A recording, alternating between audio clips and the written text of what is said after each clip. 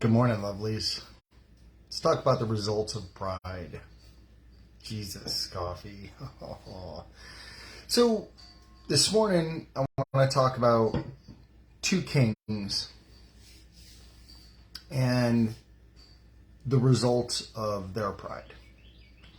So, first king I want to talk about in the Bible is King Uzziah.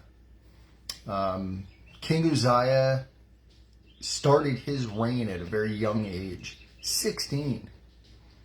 At 16, I was trying not to hit everything in the world with my car. He's leading the kingdom of Judah. Yeah. So King Uzziah his reign lasted for 52 years.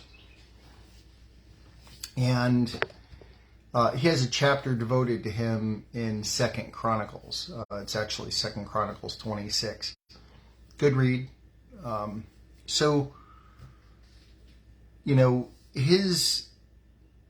That chapter is devoted to his reign and fall. And his fall is a result of what? Well, we already talked about it. It was a result of pride. So King Uzziah was a great king. I mean, he was a very smart man. And again, started his reign very young, 16. Built watchtowers, designed catapults for hurling large weapons at enemies, large rocks at enemies. Smart king, great king. But had done so much that he was like, I've done so much for the Lord that, God can give me this one, right? No. So what did he do? So King Uzziah decided that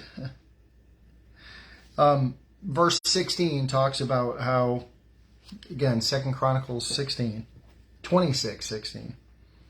When he was strong, his heart was lifted up to his destruction. For he transgressed or sinned against the Lord, his God, by entering the temple of the Lord, which only the high priests were allowed to do. That was called the Holy of Holies. To burn incense on the altar of incense. So Azariah, the priest, went in after him, and with him were 80 priests of the Lord, valiant men.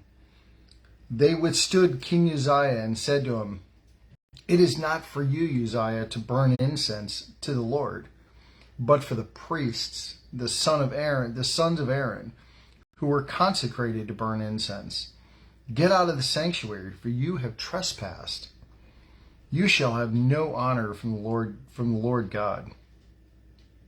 Uzziah became furious, and he had a censer, which is what they burn incense in his hand to burn incense. And while he was angry with the priests, leprosy broke out on his forehead. Before the priests in the house of the Lord became the incense altar. So he was a leper. God struck him with leprosy. He became a leper and could no longer reign as king because he was unclean. So he was like, man, I've done so much for you, God. You can give me this one. No. Leprosy. Right? So pride, right? What did we talk about? Without being massively redundant, it blinds us, right? It blinds us to any other sin. It's the root of all sin. He was like, I can do this. I can burn incense just like the priest can. God said, I don't think so.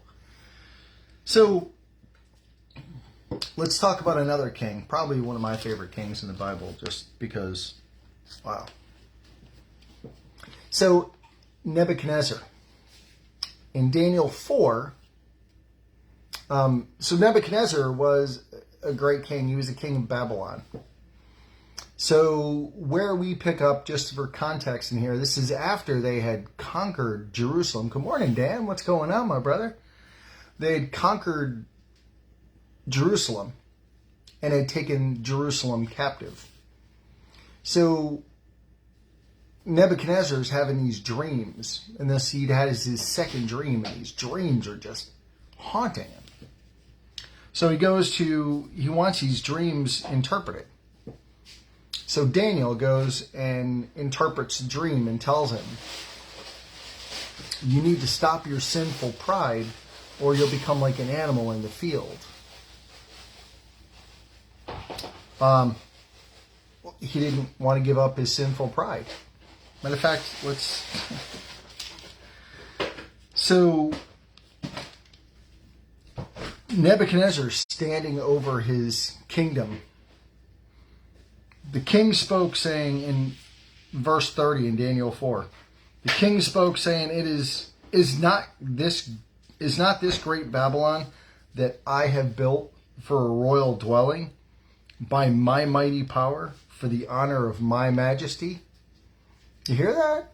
I, my, me, I. What do we talk about pride? It's an I, me, disease of the soul, right?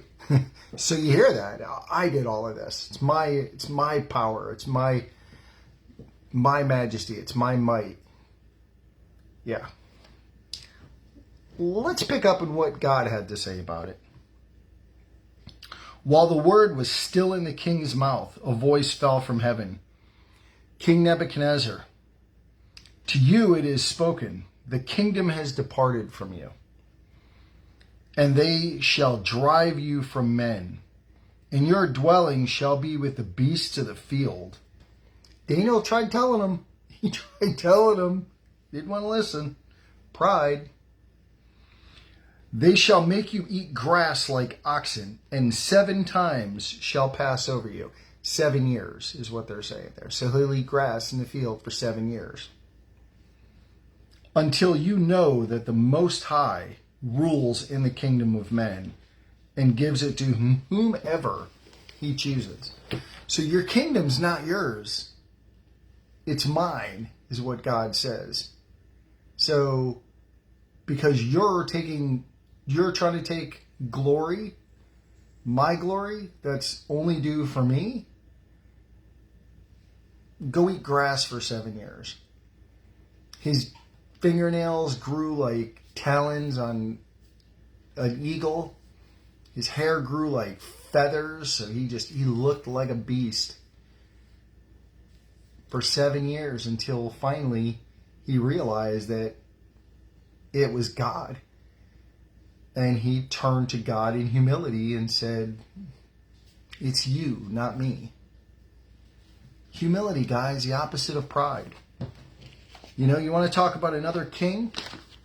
Let's talk about the king that went to the cross, the king of all kings that went to the cross. Let's talk about, he came down and did that out of humility. He didn't do that out of pride. He came down as a carpenter, as a bondservant, to pay the penalty for your sin, to pay the penalty for my sin. He was sitting in a throne of endless glory. And yet, he didn't lord that over us. He came down and took on flesh to walk among us, to take the worst beating any human's ever taken for something he didn't deserve, but for something that you deserve, something that I deserved. Took all of that sin and nailed it to the cross for you, for me. For what?